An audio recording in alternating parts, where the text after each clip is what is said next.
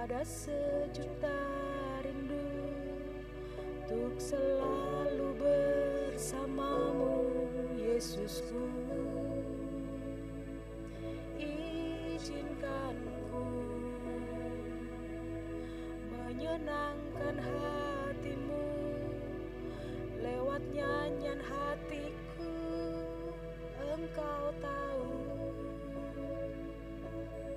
di hatiku ada sejuta rindu untuk selalu bersamamu, Yesusku. Izinkanlah ku senangkan hatimu lewat pujian hatiku. Biarkanlah ku menyembah walau tak dengan puisi yang indah. Biarkanlah ku menyembah, memberikan hati ini ku berserah dengan penuh kasih sayang. Biarkan Tuhan aku menyembah.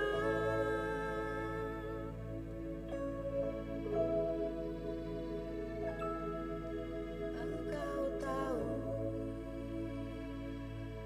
di hatiku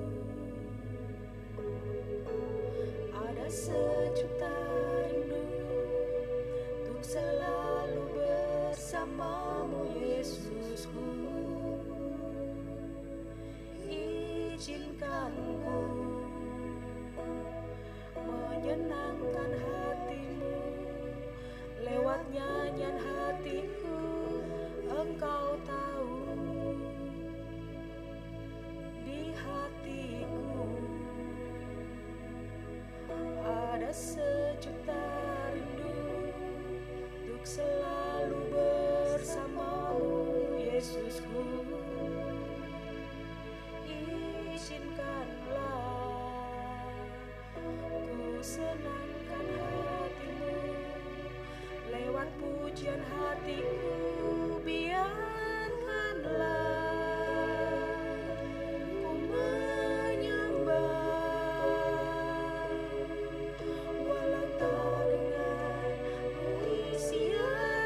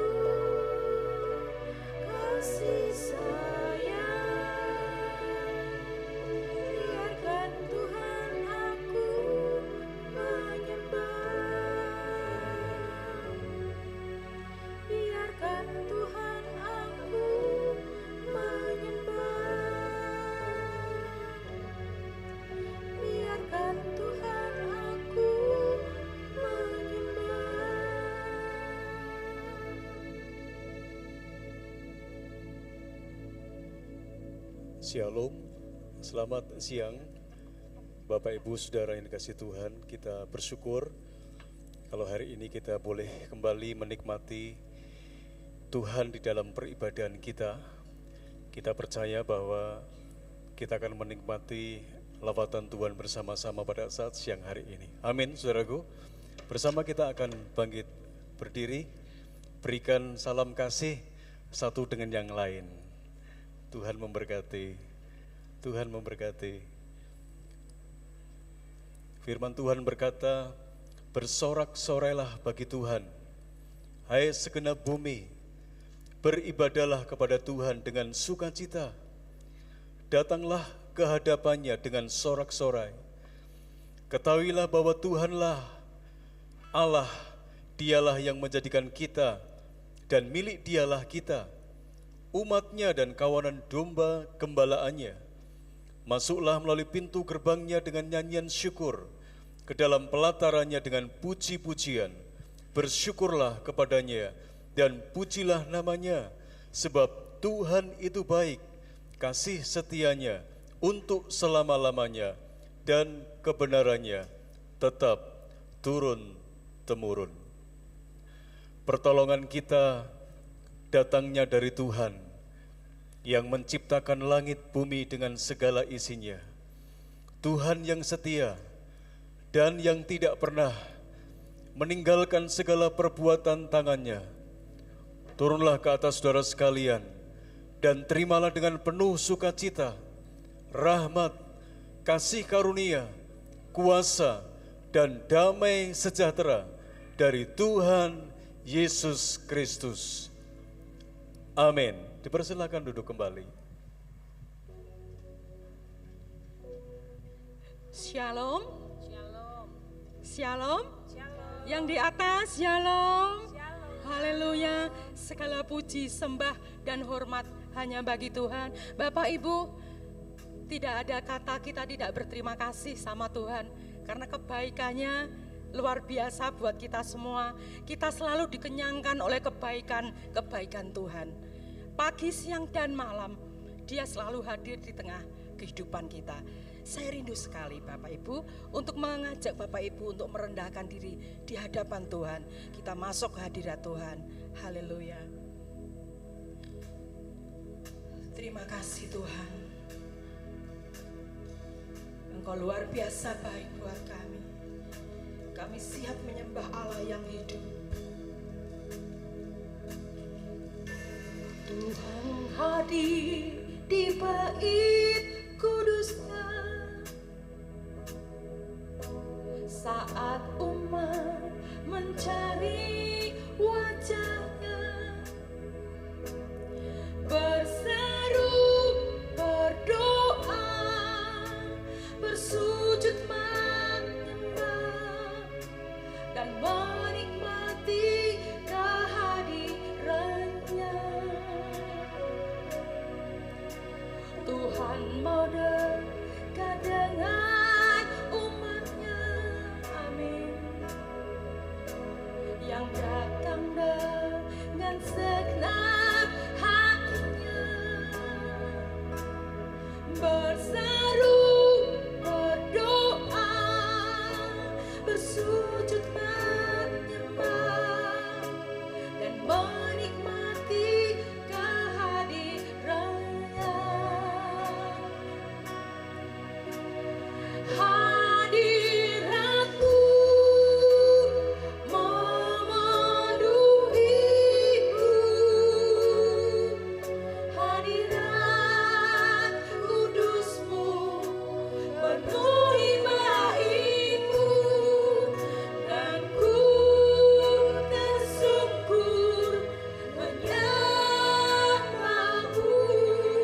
Yang ku nampak hanya kemuliaan-Mu. Mari Bapak Ibu sepenuh hati.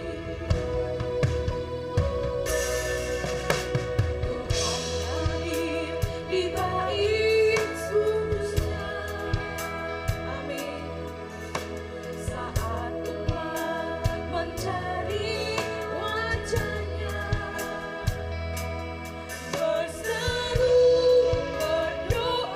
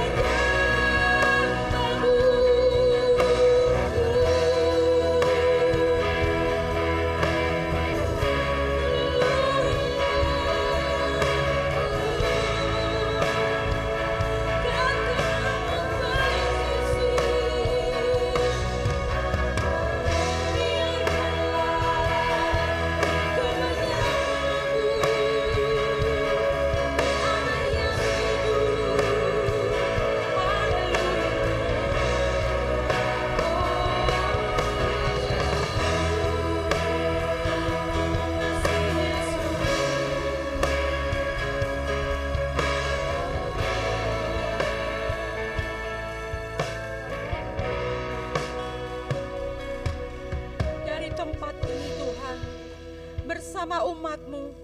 Kami merendahkan diri kami di hadapan-Mu.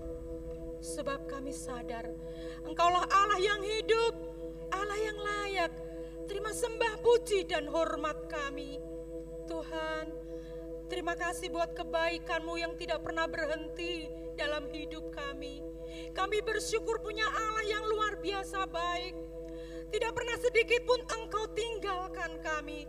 Dalam situasi apapun, Engkau hadir dalam hidup kami. Pada siang hari ini Tuhan, kami mau siap menyembah Engkau. Biarlah pujian kami boleh menyenangkan hati-Mu ya Tuhan, Allah Abraham, Ishak dan Yakub, yang selalu penuh dengan keajaiban. Terima kasih Tuhan untuk kesempatan. Terima kasih untuk waktu yang masih Tuhan berikan kepada kami umat-Mu di tempat ini. Biarlah lidah bibir kami memuji Allah yang hidup. Dan kami serahkan ibadah kami pagi hari ini dari awal pertengahan hingga akhirnya. Demi nama Yesus, mari jemaat Tuhan yang diberkati, sama-sama kita mau katakan amin. Saya rindu mengajak Bapak Ibu untuk berdiri. Haleluya. Kasih tepuk tangan biar pagi hari ini kita tetap semangat bersama Tuhan. Sebab kasih Allah tidak pernah berkesudahan buat kita semua yang ada di sini. Terima kasih Tuhan.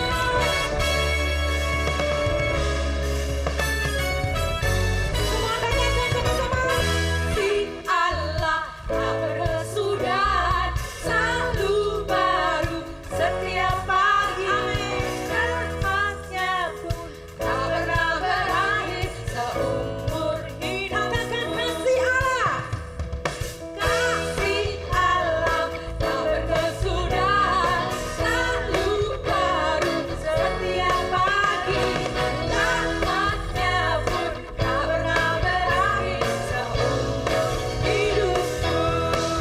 Dengan sukacita bukan lari, dengan sorak-sorai memuji, menaikkan pujian haleluya. Nyanyi bagi Dia Sang Raja, nyanyi bagi Dia Sang Raja. Kasih Allah tak berkesudahan, selalu baru setiap pagi. Rahmatnya pun tak pernah berakhir seumur hidupku. Dengan sukacita bukan lari, dengan sorak-sorai memuji, menaikkan pujian haleluya. Nyanyi bagi Dia Sang Raja, nyanyi bagi Dia Sang Raja.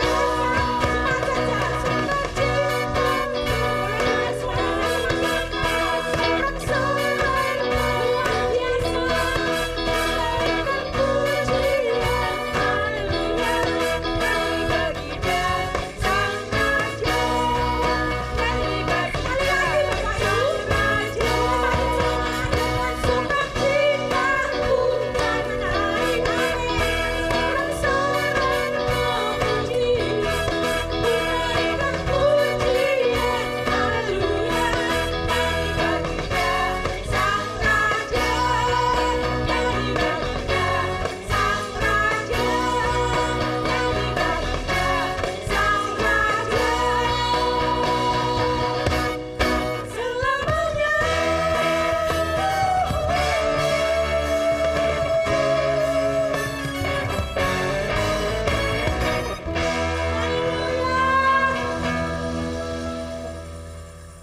Sebab Dialah satu-satunya gunung batu tempat perteduhan Bapak Ibu dan saya.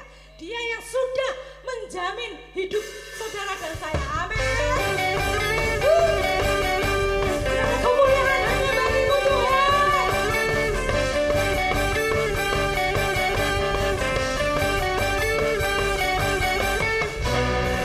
Semua katakan.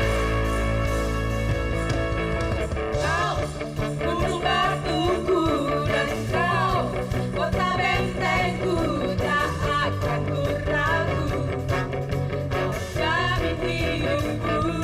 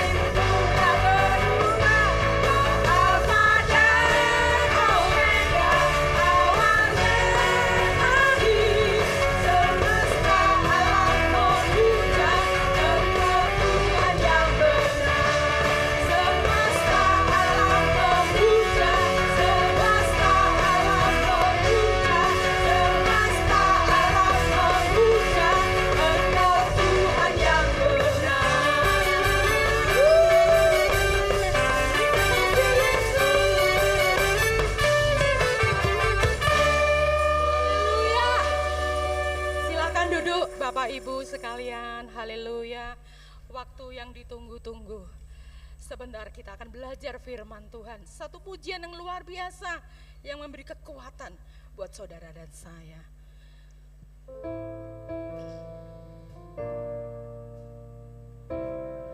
Haleluya, haleluya Yesus.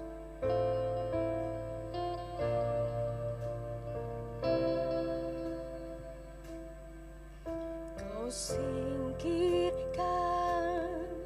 semua keburukan, semua kuasa gelap, karena ada Yesus. Kau diami dengan kebaikan, dengan kasih Tuhan, karena ada Yesus.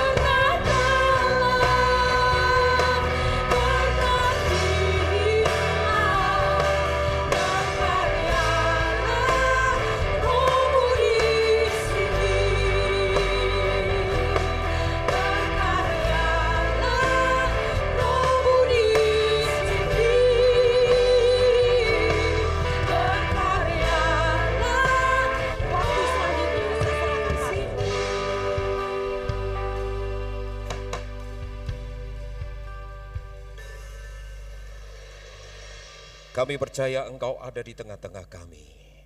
Kami tidak mau sia-siakan waktu untuk dapat menikmati hadirat-Mu.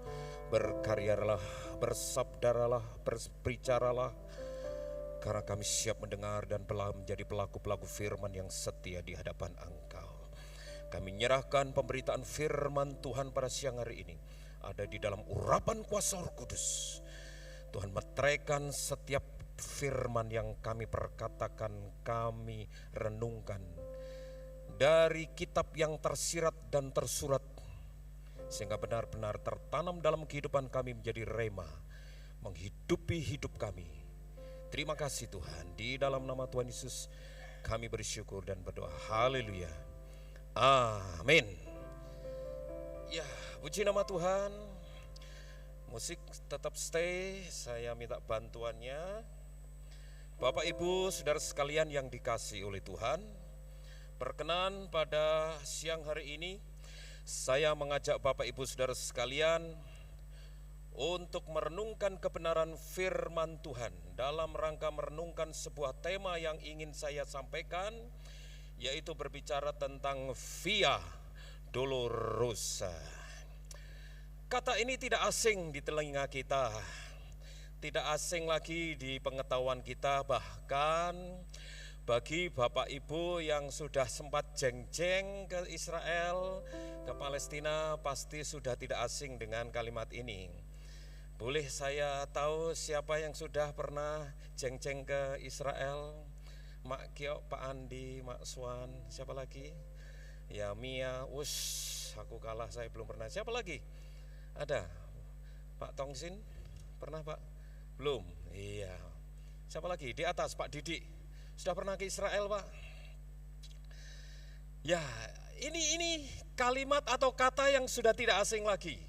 Via Dolorosa, yang berarti ini bahasa Latin. Kalau diartikan, diterjemahkan secara sederhana adalah jalan penderitaan.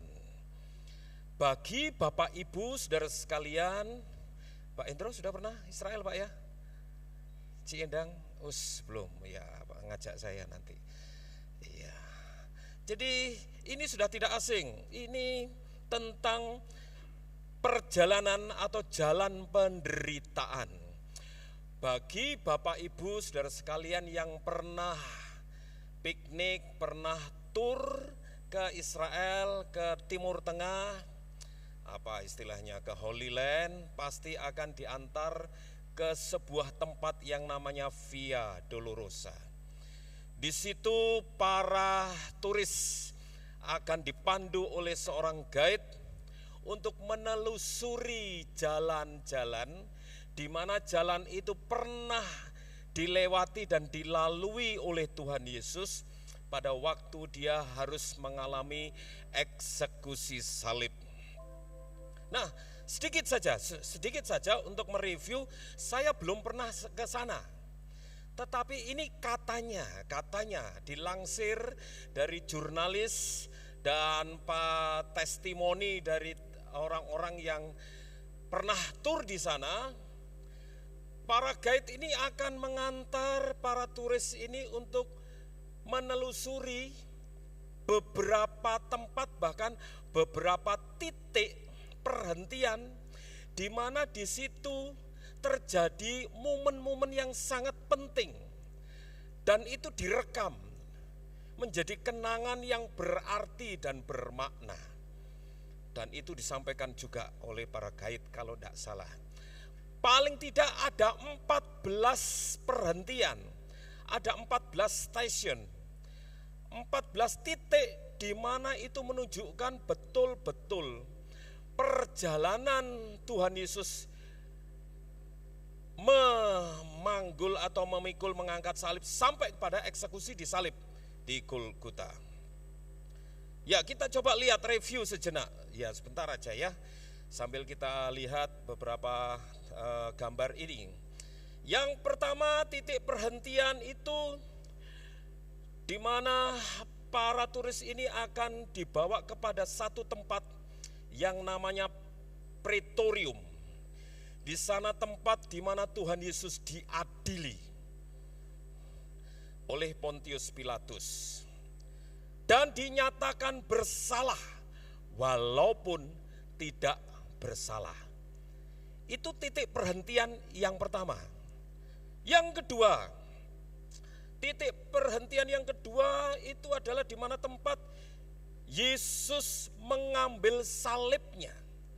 Setelah disesah beberapa kali, setelah diambil keputusan dia bersalah walaupun tidak bersalah, kemudian disesah di sana dalam kondisi yang sudah luka sedemikian parah, Tuhan Yesus harus mengambil salibnya dan siap memikul salibnya. Itu perhentian yang ketiga.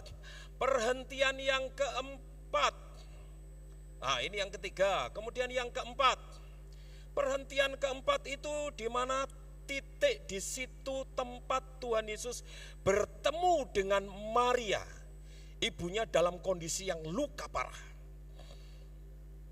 Sedemikian akhirnya betul-betul di situ ada drama yang sangat-sangat histeris, tragis. Pertemuan antara anak dan ibu dalam kondisi yang seperti itu. Kemudian titik perhentian yang ke berapa? Kelima. Oke, masih terjaga semuanya, belum ada yang ngantuk. Titik perhatian yang kelima, di mana di situ Simon orang Kirene mengambil kesempatan untuk membantu, bahkan dipaksa oleh beberapa tentara Romawi untuk turut membantu mengangkat salib Yesus. Itu titik yang kelima. Titik yang keenam, lagi-lagi di mana di situ tempat Tuhan Yesus bertemu dengan seorang wanita dengan penuh keberanian. Wanita ini mengecap. Apa bahasa Indonesia mengelap itu? Mengusap itu bahasa Jawa juga. Menyeka muka Yesus. Di situ darah peluh itu bercampur. Di situ Veronica ketemu dengan Tuhan Yesus. Kemudian titik yang ke-7, untuk yang kedua kalinya Tuhan Yesus jatuh pada waktu memikul salib. Titik perhentian yang ke-8, Yesus bertemu dengan para perempuan yang ikut menyaksikan penderitaan yang dialami oleh Tuhan Yesus ini. Kemudian titik perhentian yang ke-9, untuk ketiga kalinya Tuhan Yesus jatuh ketika dia mengangkat salib begitu beratnya. Hari Sabtu malam jam 11, salib ini hadir. Dan saudara tahu berapa orang yang ngangkat? 12 orang. Saya diinformasi sama security, Pak Yu, salib sudah datang. Saya masih di gereja, waktu itu ngerjakan PR, masih ada tugas sampai jam 11. Jam 11 salibnya datang. Diangkat 12 orang. Itu dengan susah payah. Sedemikian rupa diangkat dari bawah ke sini, tidak bisa naik lift. Makanya ketika Bu Susi tanya, Pak itu nanti kalau choirnya goyang semua, iku lek ambruk be Pak. Jangan khawatir. Bu Susi nanti nyanyi mimpin pujian sambil naik situ aja bisa. Kayak itu loh penyanyi dangdut koplo itu loh. Kan sambil naik pohon itu. Bisa itu. Ternyata selain atos berat, itu betul-betul gelondongan kayu diangkat di sini. Saya sengaja melarikan diri ke kantor supaya tidak diajak ngangkat. Berat sekali. Nah, disinyalir salib Tuhan Yesus itu separuh atau mungkin berapa persen dari berat kayu semacam ini dipikul sendiri. Luar biasa. Tidak heran akhirnya dia mengalami jatuh bangun di beberapa tempat. oleh karena beratnya beban itu tadi. Terus kemudian perhentian yang ke-10. Mulai saat itu Tuhan Yesus semakin dilucuti, dibuka bajunya. Dan mulai didera, langsung pukulan cemeti dan sebagainya mengenai kulitnya. Sampai mengelupas, sampai dagingnya mengelupas dan sebagainya. Sudah tidak terlindungi oleh apapun. Baju dan sebagainya.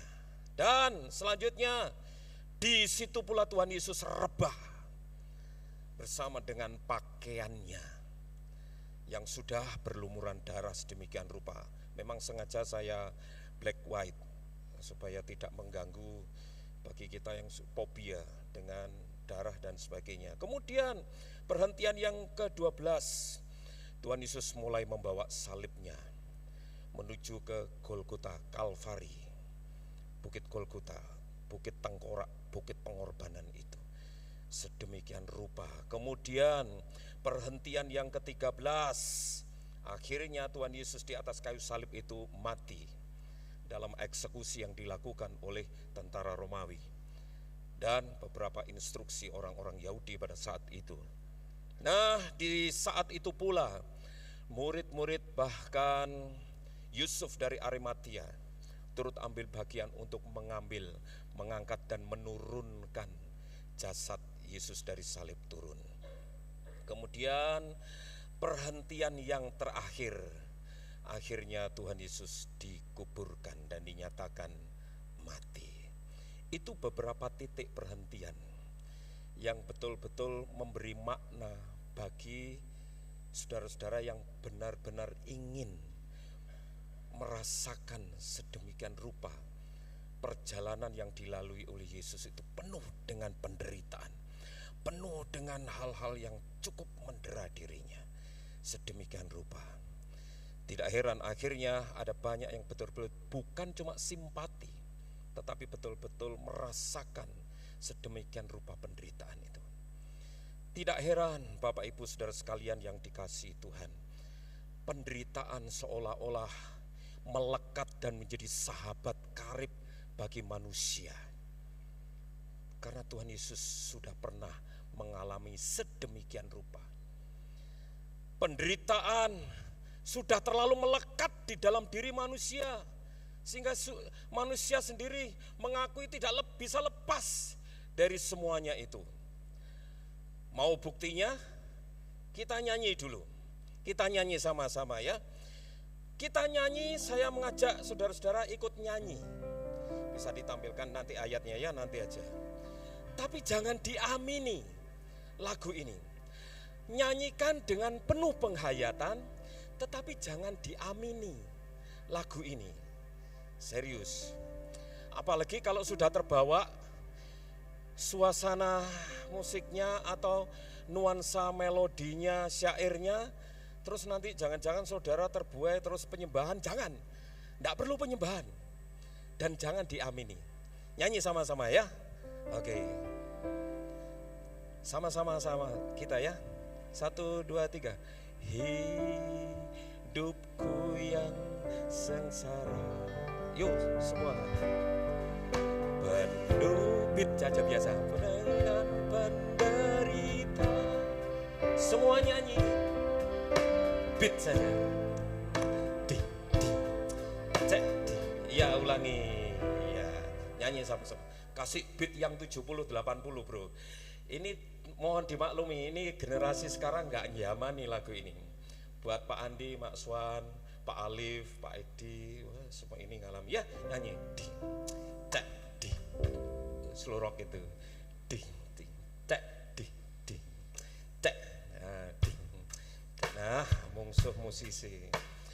Tuh, wah, gaya hidupku yang. Oke, semua nyanyi. Penuh dengan penderitaan. Oh Tuhan, tolong tunjukkan jalan kehidupan. Jauhkan cobaan dari kedua. Kelihatannya lagu doa. Hanya Engkau yang kuasa. Daku memohon ampun dosa.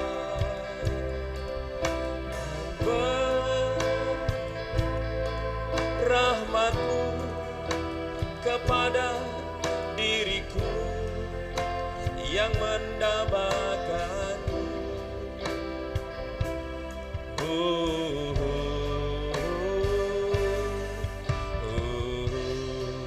Sambung sama-sama. Aku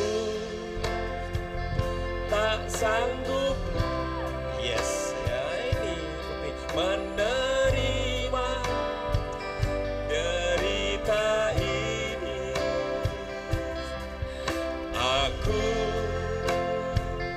tak sanggup lagi menerima semua. Ya stop, tidak usah dilanjut, tidak usah diulang. Nanti terbuai, terlena, saudara penyembahan. Ini bukan lagu penyembahan, ini lagu jasmani. Boleh duduk, siap. Itu menunjukkan apa? Penderitaan itu sudah terlalu melekat di dalam kehidupan kita. Sehingga dengan demikian Bapak Ibu Saudara sekalian, dari apa yang kita pahami tentang Via Dolorosa, itu mengajak kita untuk mengerti dan memahami penderitaan yang dialami oleh Tuhan Yesus. Itu bukan tanpa makna, tanpa arti, tetapi justru melalui peristiwa itu kita ingin dibukakan mata hati kita untuk melihat sejauh mana saudara dan saya memahami sebuah penderitaan dalam hidup ini. Oleh sebab itu di awal saya beri judul renungan ini, Via Dolorosa atau jalan penderitaan ini. Bagaimana kita melihat dalam perspektif iman, pengharapan Kristen. Perspektif itu artinya sudut pandang. Kalau persepsi itu cara pandang. Jadi saya tidak mengajak saudara berpersepsi, tetapi kita melihat perspektif Alkitab, kebenaran firman Tuhan berbicara apa tentang penderitaan ini. Dari uraian titik-titik perhentian tadi, kita bisa melihat dengan mengikuti jejak Yesus di Via Dolorosa ini, itu mengajarkan kepada kita tentang ketabahan, pengorbanan, pengampunan, dan harapan yang mendalam di dalam kehidupan orang-orang beriman.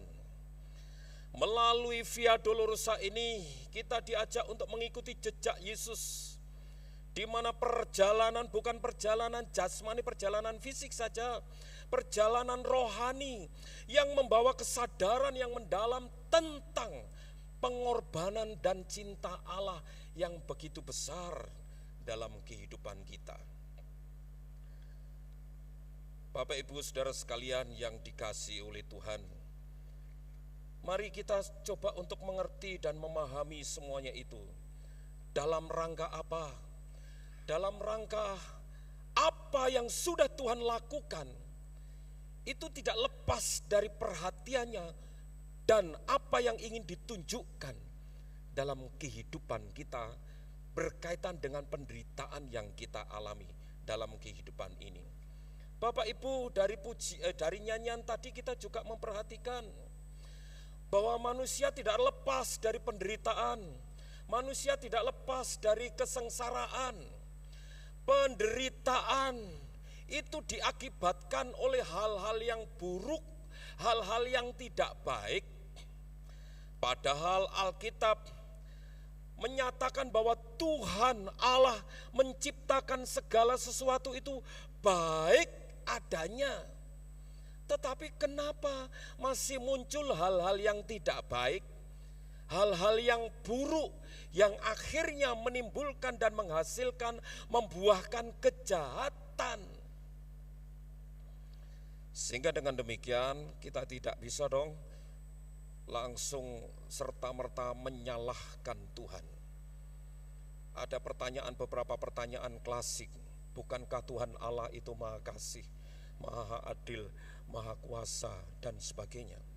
Tetapi mengapa masih ada penderitaan? Mengapa masih ada kesengsaraan dan sebagainya?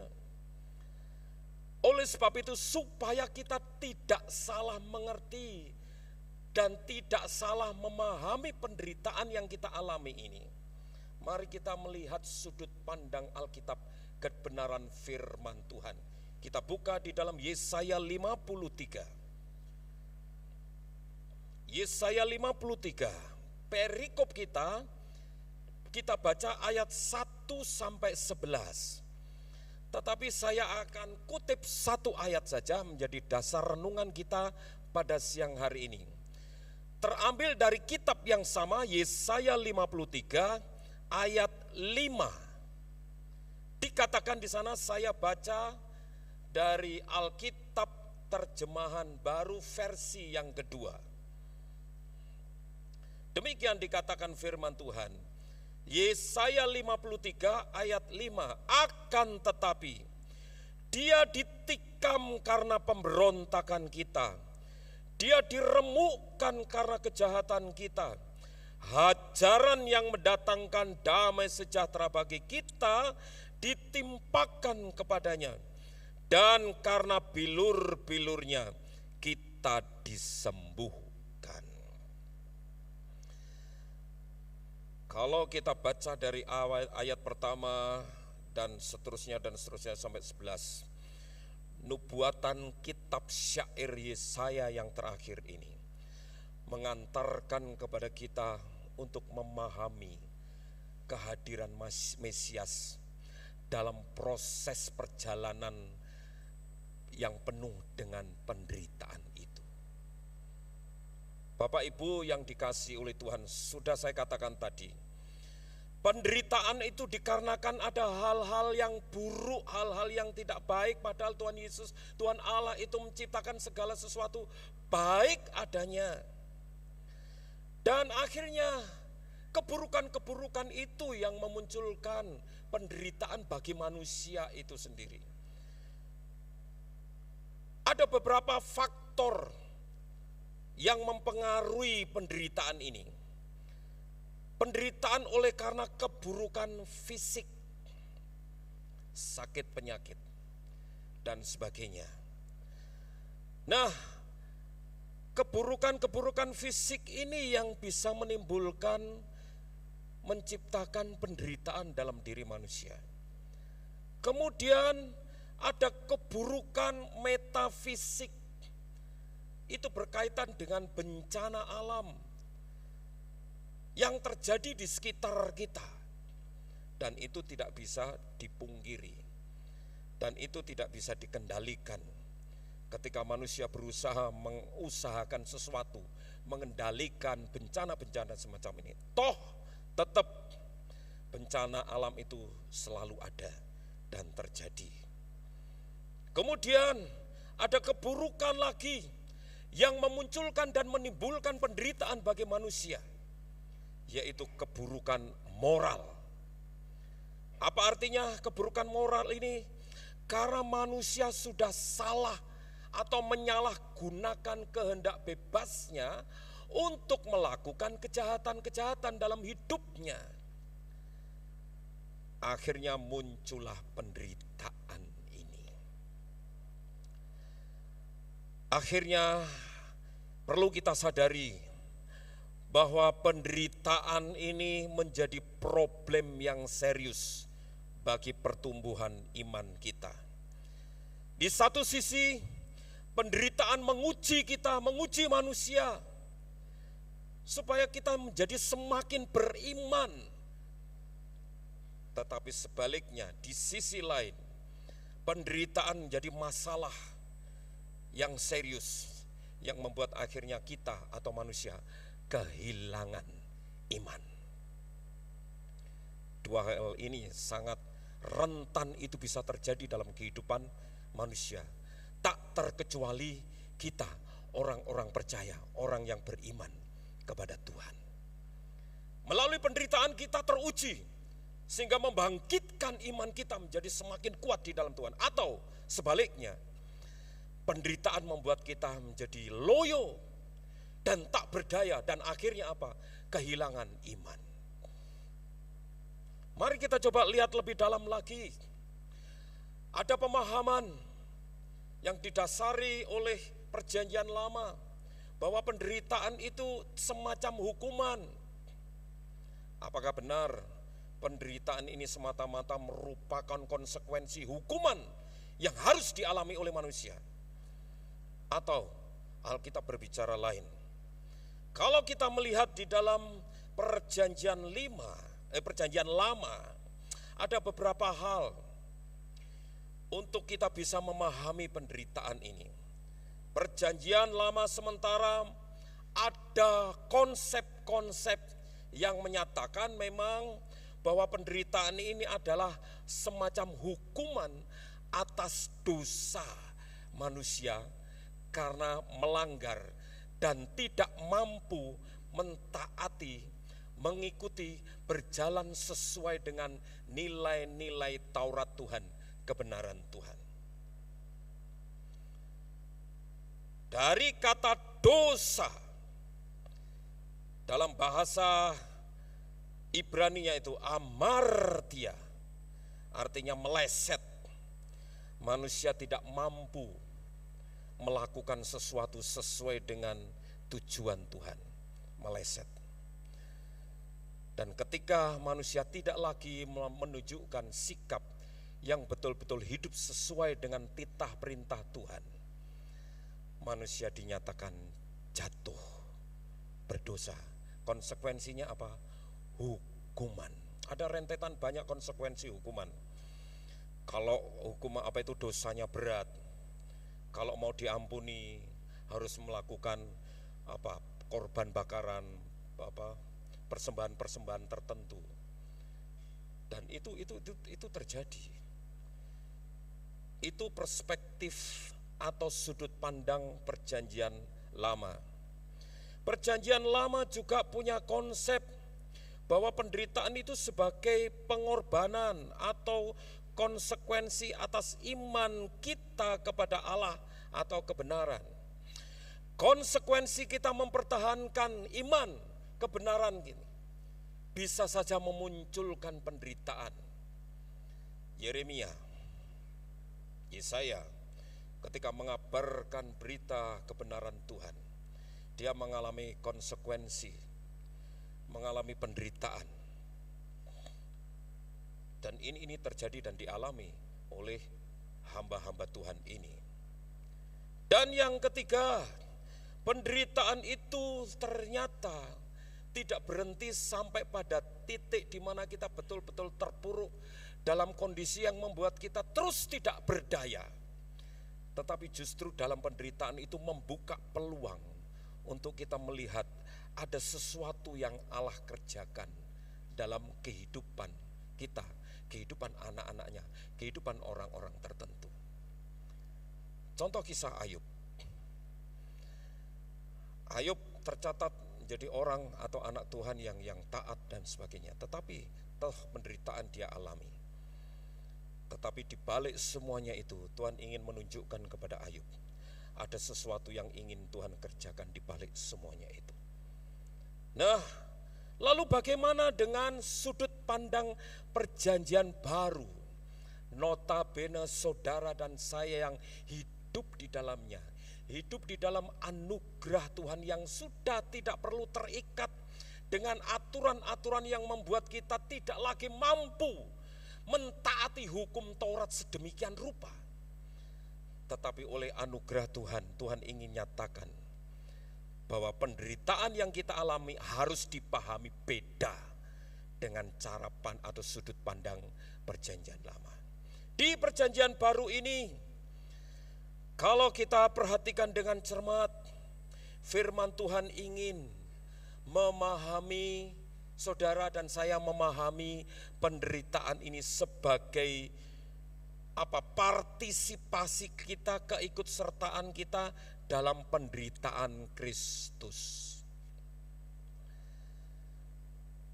Kalau ada pertanyaan kenapa saya menderita, Tuhan Yesus sudah terlebih dahulu menderita. Penderitaan Tuhan Yesus tidak lepas dari penderitaan manusia.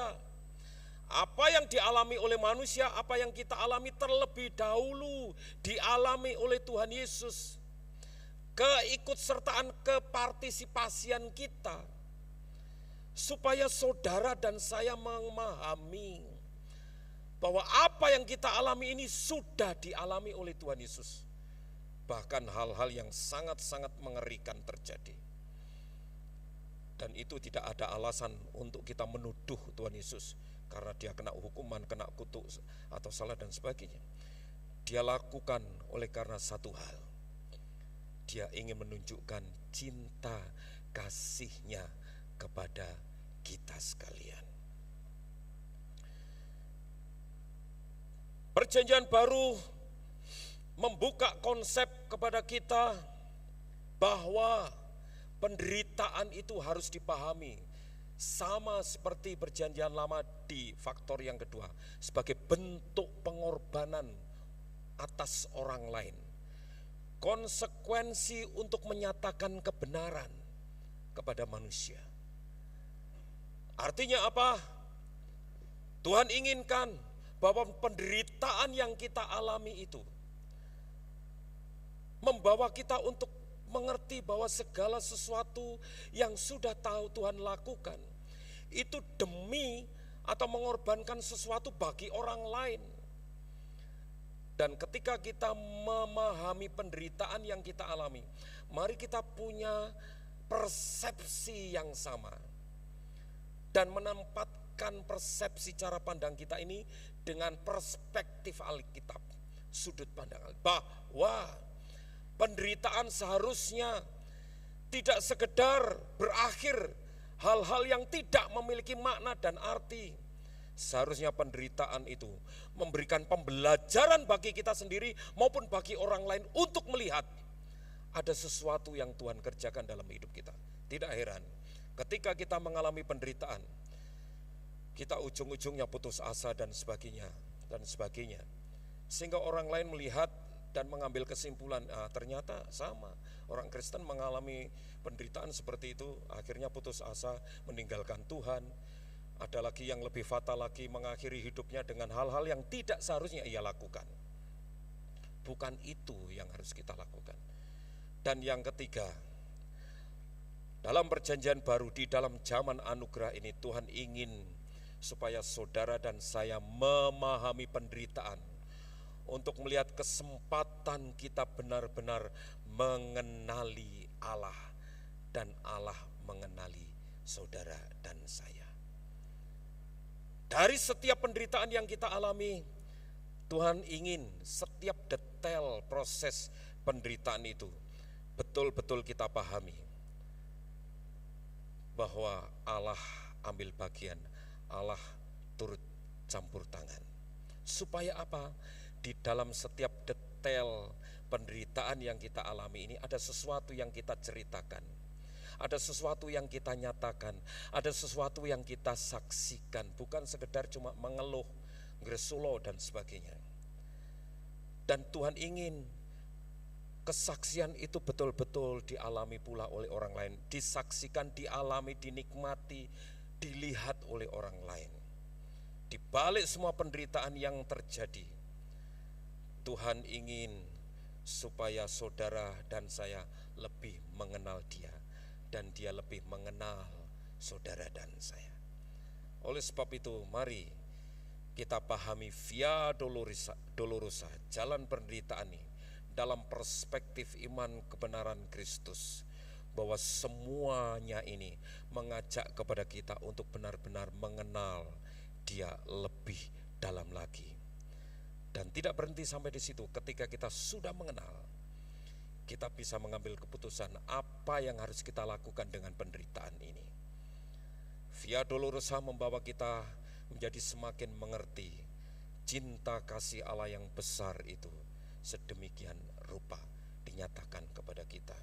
Dan kiranya kebenaran firman Tuhan ini akan senantiasa memotivasi kita menjalani kehidupan dengan proses penderitaan yang berbagai macam hal ini selalu membawa kita untuk benar-benar menyadari Allah ada. Tuhan selalu hadir di dalam setiap musim kehidupan kita. Tuhan turut merasakan, Tuhan turut mengerti, Tuhan turut menangis, Tuhan turut merasakan sakit atau keluh kesah kita. Dan tidak berhenti sampai di situ. Perhatikan dan lihat Tuhan Yesus. Tuhan Yesus selesaikan semuanya itu dengan ketaatan, kesetiaannya kepada Allah. Dan Tuhan nyatakan, tidak berhenti sampai di situ. Tuhan nyatakan kemenangannya kepada kita atas penderitaan itu. Dan Tuhan inginkan itu terjadi terhadap hidup saudara dan saya. Akhiri segala proses perjalanan hidup yang penuh dengan penderitaan ini tetap dengan mengalami kemenangan yang Tuhan berikan kepada saudara dan saya. Amin. Firman Tuhan kiranya memberkati kita. Mari kita berdoa bersama-sama, dan saya mohon kesediaan Pak Heri akan menaikkan doa merespon firman Tuhan yang sudah kita renungkan siang hari ini. Mari kita berdoa. Terima kasih Tuhan untuk firman yang sudah kami dengar Tuhan. Firman yang mengajarkan kami untuk kuat dalam memikul salib-Mu Tuhan. Firman yang mengingatkan kami bahwa Yesus telah berkorban bagi kami di atas kayu salib. Dia mati untuk menebus dosa-dosa setiap kami Tuhan. Kiranya Tuhan mau menyertai kami, kiranya Roh Kudus-Mu menyertai kami, agar kami bisa terus setia kepadamu, setia kepada Tuhan dari sekarang hingga akhir umur kami Tuhan. Terima kasih Tuhan. Inilah doa dan permohonan kami serahkan doa ini hanya dalam tangan-Mu saja. Dalam nama Tuhan Yesus kami sudah berdoa. Haleluya. Amin. Amin.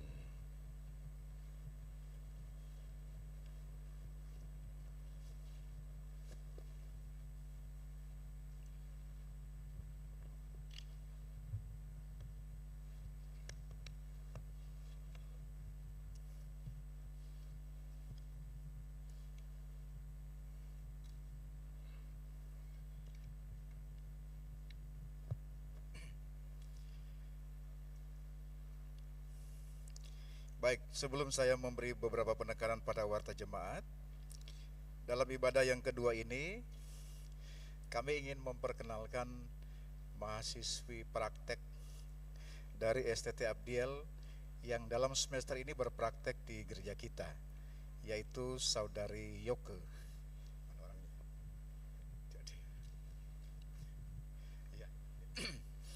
Ya, di depan. Ini Saudari Yoke ya, sedang mengambil kuliah musik gereja di STT Abdiel Ungaran dan sekarang memasuki semester yang ke-6. Dan selama semester ini Yoke akan berpraktek di gereja kita, weekend di gereja kita, hari Jumat sampai dengan hari Minggu. Ya, terima kasih. Selamat datang dan selamat melayani bersama-sama dengan kita di gereja ini.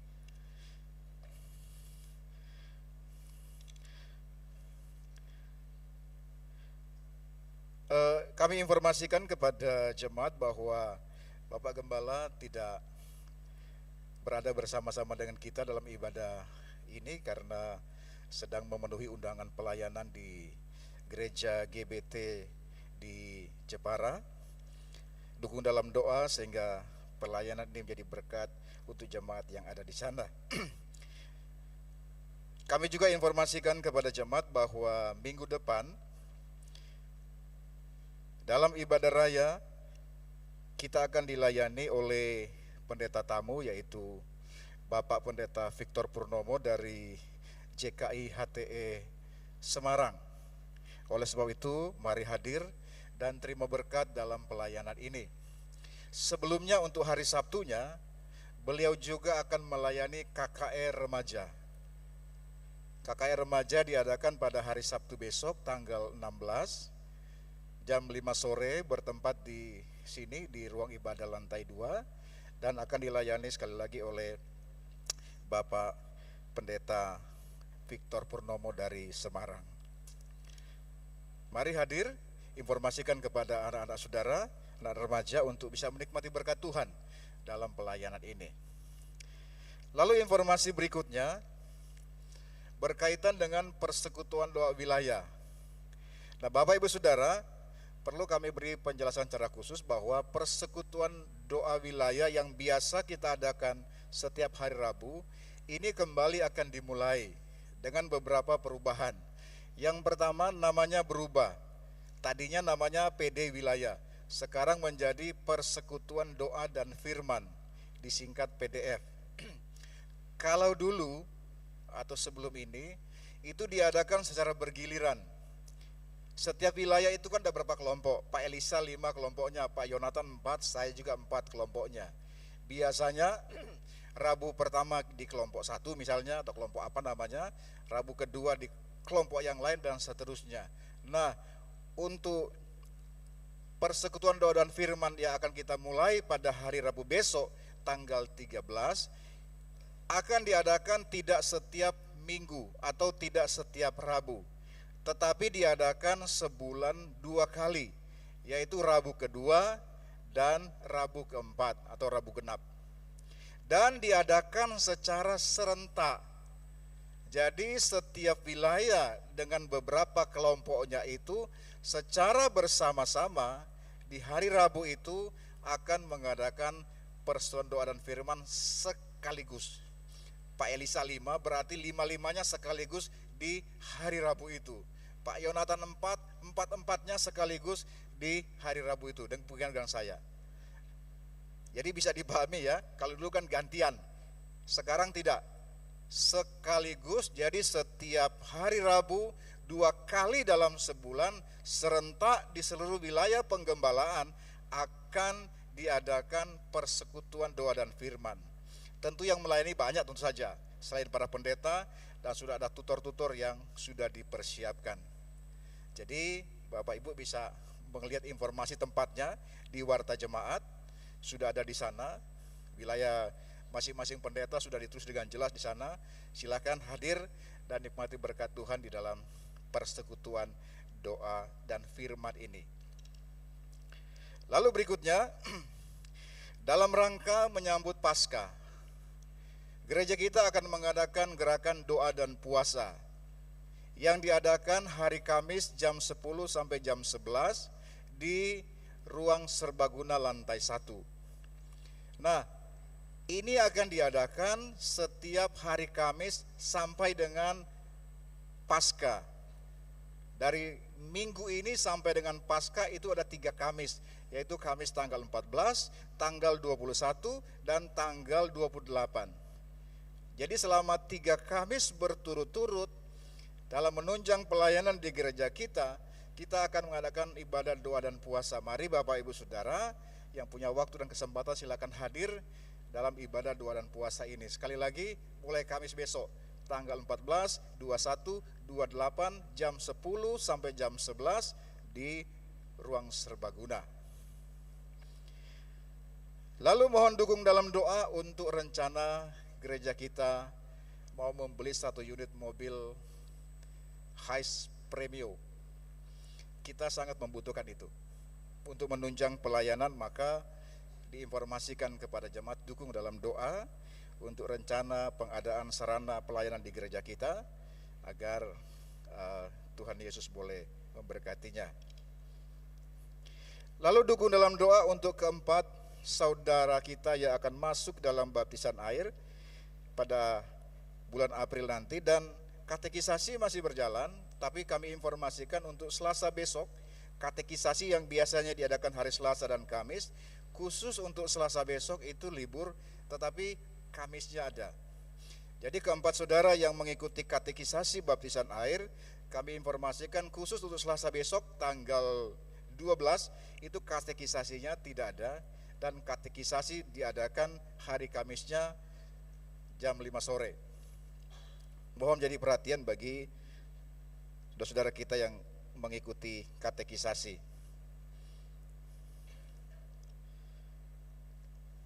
Untuk latihan paduan suara Mazmur Bakti juga perlu untuk mendapat perhatian khusus. Dalam minggu ini diadakan 2 kali, hari Senin dan hari Kamis. Senin besok tanggal 11 dan hari Kamis tanggal 14.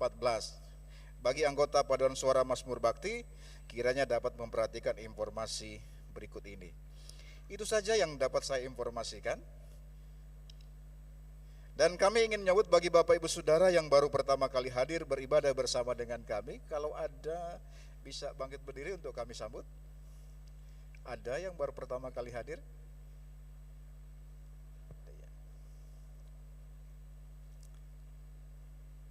Oke. Yang berikutnya kami juga ingin menyambut bagi Bapak Ibu Saudara yang berhari ulang tahun dalam pekan ini, pekan lewat maksud saya, tanggal 4 sampai dengan tanggal 10, dari hari Senin sampai dengan hari Minggu ini. Kalau hadir silakan bangkit berdiri. Atau Bapak Ibu Saudara yang berhari ulang tahun dari bulan Januari dan bulan Februari yang kebetulan belum menerima kenang-kenangan dari gereja, silakan bangkit berdiri. Bagi Bapak Ibu Saudara yang selama bulan Januari, Februari yang belum menerima kenang-kenangan dari gereja, silakan bangkit berdiri. Ya.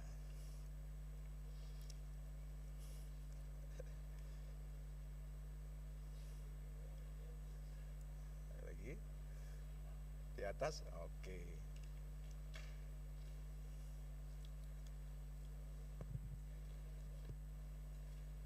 Ya, selamat ulang tahun dan saya serahkan ke Pak Elisa untuk berdoa.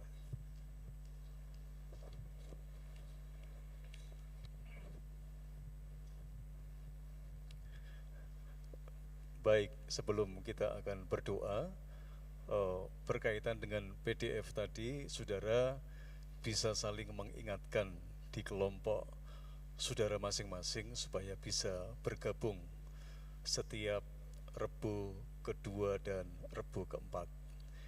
Tuhan memberkati. Mari kita akan bersama-sama berdoa. Kita bersyukur hari ini kita sudah bisa menyelesaikan ibadah kita, baik di ibadah yang pertama maupun ibadah yang kedua. Kami bersyukur dan berterima kasih Tuhan buat penyertaan-Mu di dalam peribadahan kami, baik ibadah yang pertama maupun ibadah yang kedua. Kami percaya Engkau sudah bekerja dengan begitu dahsyat dan luar biasa dari seluruh rangkaian ibadah yang kami lakukan pada saat pagi dan siang hari ini. Kami percaya Tuhan sudah melawat setiap kami. Engkau memberikan kemenangan demi kemenangan lewat pergumulan dan perjuangan kami masing-masing, karena Engkau selalu hadir di dalamnya. Terima kasih Tuhan, meteraikan setiap kebenaran firman-Mu, pesan firman-Mu yang akan memberikan pertumbuhan iman di dalam perjalanan kehidupan kami yang tidak mudah kami jalani. Tapi kami percaya bersama dengan Tuhan, kami dapat menyelesaikan sampai garis akhir bersama dengan Tuhan. Hari ini kami bersyukur dan menyerahkan untuk beberapa saudara kami yang berulang tahun dalam minggu-minggu ini. Terus Tuhan yang akan menyatakan kehendak dan rencana-Mu yang terbaik, rencana-Mu yang sempurna atas seluruh aspek kehidupan mereka. Pertolongan-Mu begitu ajaib dan luar biasa. Apa yang tidak mungkin menjadi mungkin, dan Tuhan sedang dan telah kerjakan atas kehidupan saudara-saudara kami yang berulang tahun, sehingga hari ulang tahun mereka menjadi hari yang sangat istimewa. Mereka tidak bisa melupakan segala kebaikan, segala kemurahan, segala berkat-berkat, bahkan pertolongan-Mu yang melampaui setiap kemampuan kami. Tuhan memberkati dengan sukacita, Tuhan memberkati dengan damai sejahtera, bahkan Tuhan yang akan berperkara lebih lagi bagi saudara kami yang berulang tahun pada saat hari ini. Bapa, kami juga berdoa dan bersyukur, kami percaya Engkau sudah melawat, Engkau sudah menguatkan, Engkau sudah memberikan kemampuan bagi saudara kami yang sedang bergumul untuk kehidupan keluarganya, kehidupan rumah tangga, ekonomi, pekerjaan, pasangan hidup, bahkan kelemahan tubuh mereka sekalipun. Kami percaya, kami sehati berdoa, kiranya mereka dapat melewati dalam masa-masa pergumulan hidup mereka, dan Tuhan yang akan memberikan jalan keluar.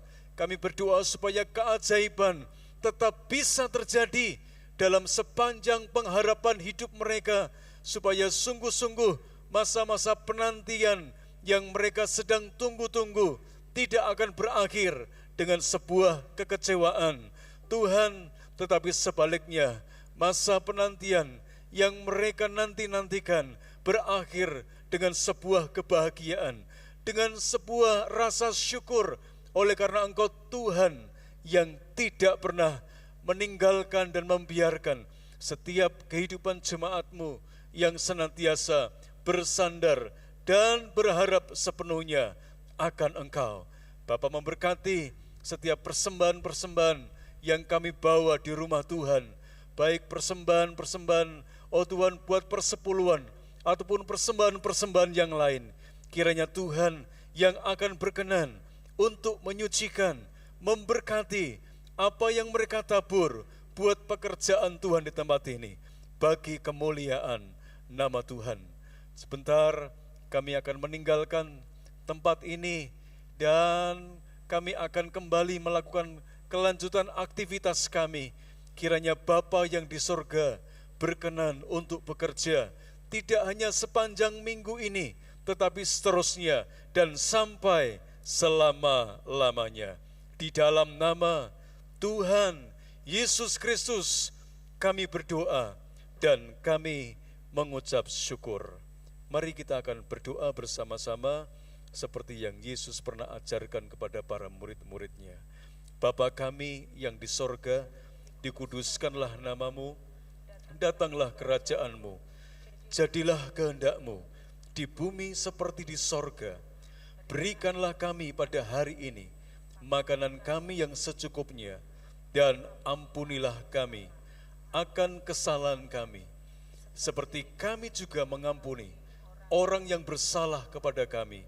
Dan jangan membawa kami ke dalam pencobaan, tetapi lepaskanlah kami daripada yang jahat, karena Engkaulah yang empunya kerajaan dan kuasa dan kemuliaan sampai selama-lamanya. Amin. Saya undang bersama-sama untuk bangkit berdiri. Terimalah berkat Tuhan. Tuhan memberkati engkau dan melindungi engkau.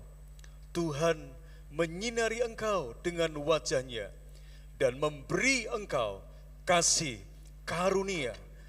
Tuhan menghadapkan wajah-Nya kepadamu dan memberi engkau damai sejahtera. Amin. Bapa, terima kasih.